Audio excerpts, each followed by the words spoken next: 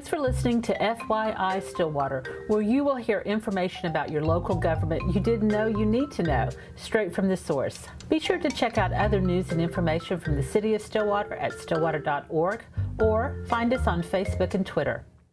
Hi, I'm your host, Sherry Fletcher, Director of Marketing and Civic Engagement. Today, my co-host is Communications Coordinator Megan Pardue. How are you, Megan? I am good because today is actually my first socially distanced podcast. Oh, we've done this once or twice before. We're trying to get back on a regular schedule. You also just got back from your first professional vacation. Yes, I did. I took a week off and I went to the beach and it was great. So you've been here a year, you had enough vacation, and you took it. Yes, I did. And you can't see me, but I am tan. She is tan, folks. It's still not very tan, but it's tan for me. Yeah. So. Now, if I had gone to the beach, I would have came back extremely tan. You would have known I'd have been to the beach. and I kind of tried to get her to take me with her, but she turned me down. Yes, she kind of scrolled on Google Maps for a while, just reminiscing. Yeah, it's like, go here. This is where you should go. So anyway, very glad to have Megan back. So what are we talking about today, Megan? Today is all about water. Today's guest is Thomas Novotny, Water Treatment Plant Superintendent. And we're going to start with some basic facts. So you may have not known this, but Stillwater's water source is Kaw Lake. And this is located approximately 10 miles from Ponca City in Kay County. So the Kaw Lake surface water is transported 42 miles to the city's treatment facility located at 1022 West Yost Road. And that's what Thomas is the superintendent of. Yes.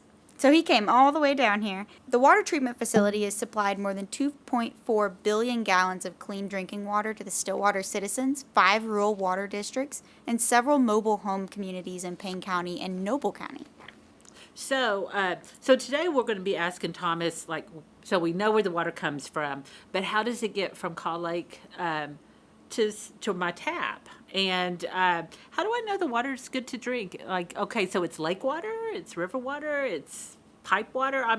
It's something you use every day, yeah. Yet it doesn't really cross your mind. Yeah, so how does it get here, and how do we know it's okay to drink? So, Thomas, welcome to FYI Stillwater. Thank you very much. This is your first time to do a podcast? Yes, ma'am, it is. All right, you don't look nervous at all.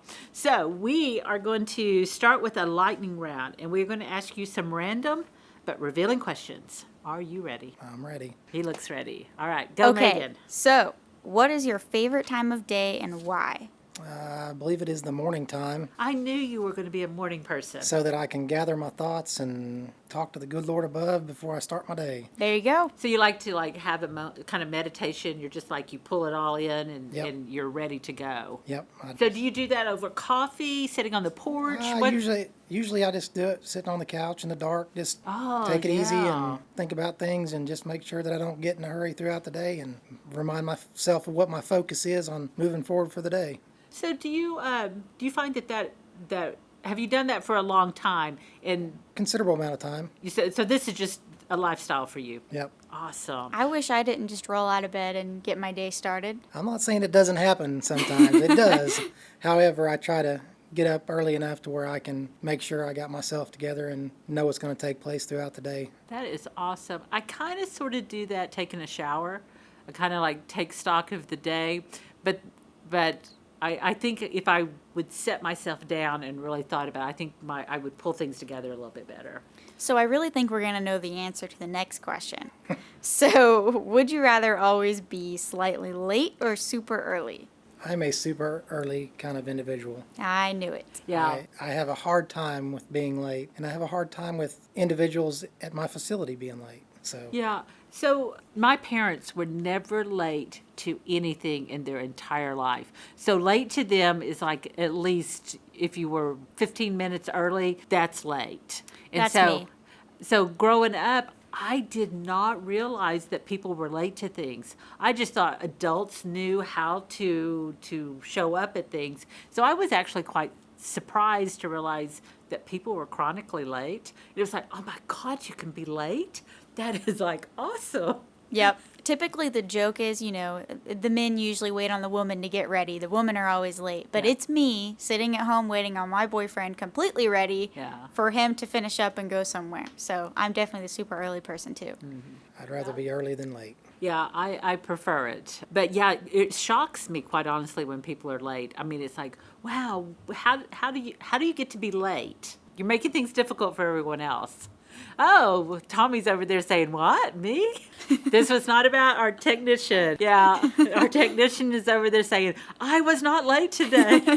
She had a very important cat vet appointment. Yeah, that we can allow that. So Thomas, now that we know that you are like you've got it all pulled together. What was your career path to become in charge of the water plant? To give a little brief history, I started in late 97 part-time for the city in the wastewater division and worked in 99.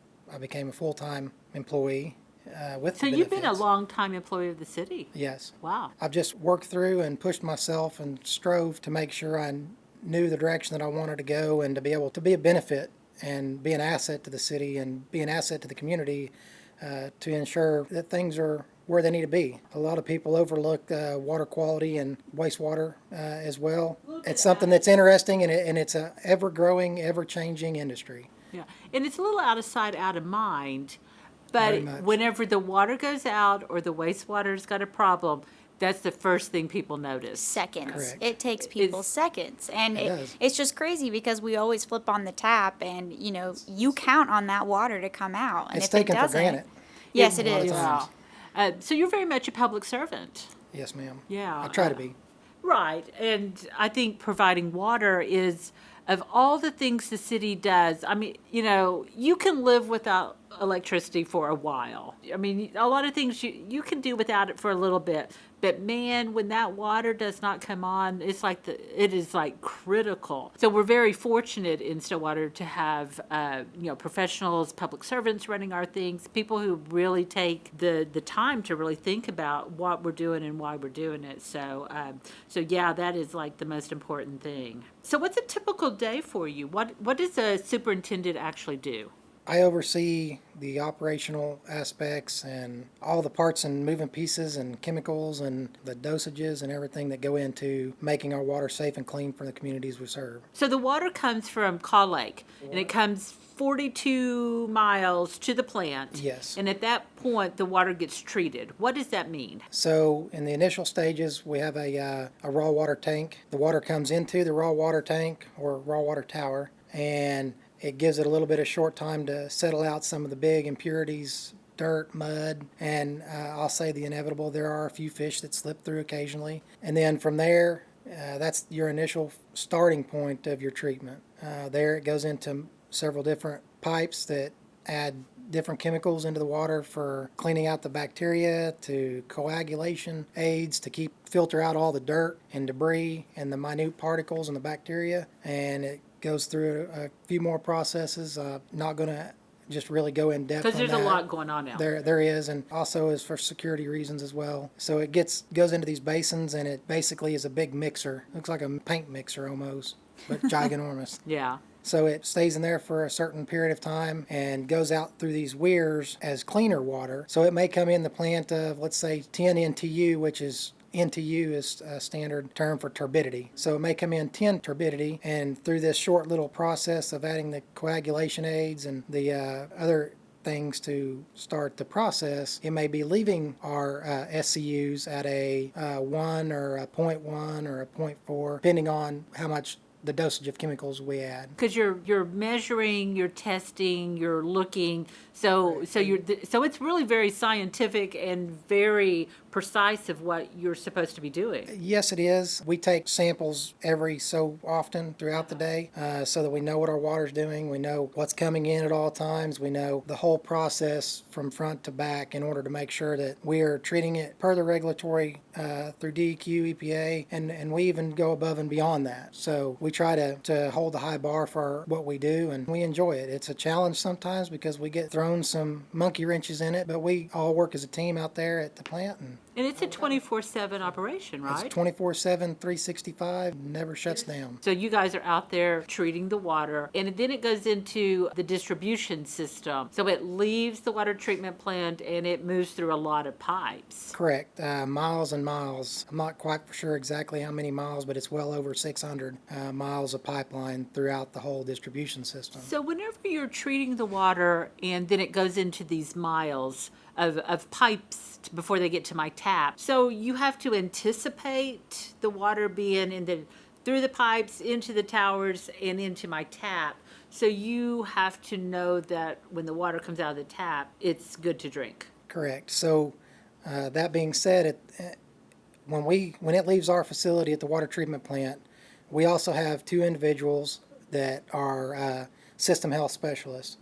They go out and they not only take samples each day throughout the system to ensure what's taking place out there, they also do monthly testing for back T samples so that we know that there's no bacteria in the pipelines Right. or anything like that. But they also do system health, so the data that they're collecting, we can see trending and trends that are taking place, whether it's hot during the summer, cool during the winter, or if we have a place, we'll take the COVID-19 deal, for instance. Everything's shut down. So we got to see some trends that were unusual. However, we knew the proper actions to take. Because To move less forward. water was being used and it was being stored in the towers. Correct. And if water's still, it can. It's got a shelf life. Yeah. So what happens if there is bacteria in the water? We take certain precautions. So if we find a sample that has a bacteria in the water, first we determine which bacteria that is. We use a third-party lab so that nobody thinks that we are skewing anything or so on. So we determine which bacteria is in the water, and then we take the proper precautions. We have to do more tests upstream of where we took the first test and downstream of where we took the first test to ensure if it's at just that particular location Yeah. or if it is a bigger issue. And if it becomes a bigger issue, then we work together with DEQ because they are notified as well, and we determine what we have to do at that time in that location to ensure the quality of the water is where it needs to be. You mentioned all of these processes and all of these regular tests that the water has to undergo. So this makes me wonder, how does our water compare to other cities' water as far as quality or just general overall quality? In other cities and towns that I have tasted the water, as far as taste, I believe ours is hands down one of the best. Now there has been some times when we've had some machinery that's gave us fits that we will taste that sometimes, but most of the time it's short-lived and we're through that. I think it's pretty good. I think it's pretty high quality as far as I'm concerned, and I drink it daily, every day, all day. So seeing different towns in the area and different cities and different states that I would put our water up against any time. Because DEQ has a minimum standard. Correct. And so as long as you're meeting the minimum standard, your water is fine. Correct. But we go above and beyond. We strive to be above and beyond. So I know that we post at least once a year the water quality report. Correct. And so if somebody was really interested in what the DEQ, I think it's DEQ that Yes. looks at it. So there's actually this third party that looks at what we do, and you guys are actually judged on that. Correct. So the water quality report and the consumer confidence report, or CCR and WQR, we used to do them in-house and present them to DEQ, and now DEQ does them solely and then presents them to us, and then we deliver them to the citizens or the communities that we serve. Yeah, so you can get those off the website if you're really curious. But there's a lot of really good information, and when you start looking at it, it's like, wow, there's so many things that are tested, and there's just a lot of stuff there. It's a very thorough report. We just got done with our lead and copper samples for the year within city limits, and they all turned out Yeah, good. it's things like that you may not think of, but there's actually professionals like Thomas who are taking care of the water. So anyway, I think it's just really interesting. And, I remember somebody said to me once, because I was like, why do we do so much on the water? And it's like, well, the alternative might be cholera, or, I mean, there's like really severe consequences if people aren't doing their job right. So I've been at the city 12 years, and I don't think in 12 years we've ever had a bull request, or, or bull alert. We haven't, so we've had a really good run. So We have, and it's very interesting due to our aging infrastructure. I don't wish it upon anybody by no means to have something like that happen.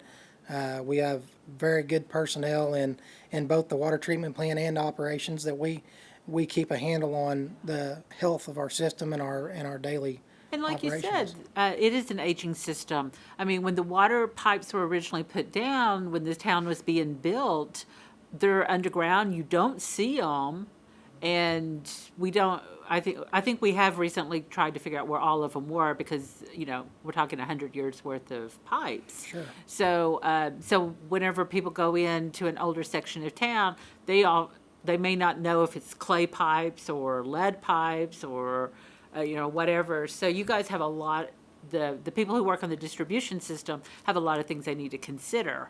So I find it really interesting. Every time I try to think about the amount of pipes that are underneath me at any given time, and then I think about the amount of pipes and lines all under the city, it kind of freaks me out. I did a presentation in the city for a class that I was taking here a couple of years ago, and one of the pictures that I had in my slides was I believe it was in Chicago in 1932 or something to that nature, and it was like nothing but you could see they had the road dug up and there was lines crisscrossing.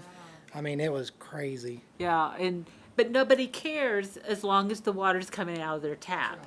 As long as the water's coming out, we're good. But you guys are really having to deal with a lot of things. And we monitor. I mean, we monitor continuously, not only in our facility but out in the distribution system, and we'll continue to monitor. And we're going to continue to improve our efficiency within the treatment process and in the system health of the distribution system. So we're moving forward very well. Awesome. Like I said, I think it's really interesting, and we're working on a kind of a video companion to this topic as well, and Thomas is going to walk me through a whole bunch of stuff so that I can share it with you, hopefully in the next few months. So anyway, it's one of my favorite topics, quite honestly, just because I love the idea of the water coming and it kind of, you don't see where it goes, and then it comes out your tap. Anyway, it's a really interesting Anybody ever wants a tour? We're open to tours. With the COVID-19 stuff, it's kind of slacked off because we don't want to bring anything outside into our facility, right, due to the nature of it. But yeah, you can, if that's something that's interesting to you and your group, your organization, just email news@stillwater.org and we'll set you up with Thomas. Well, thank you so much for being our guest today and walking us through the intricacies of getting water to the tap. You're welcome. Thank you.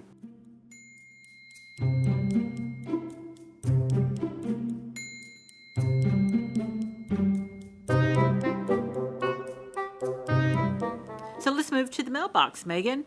So our first question today is Zachary on Facebook.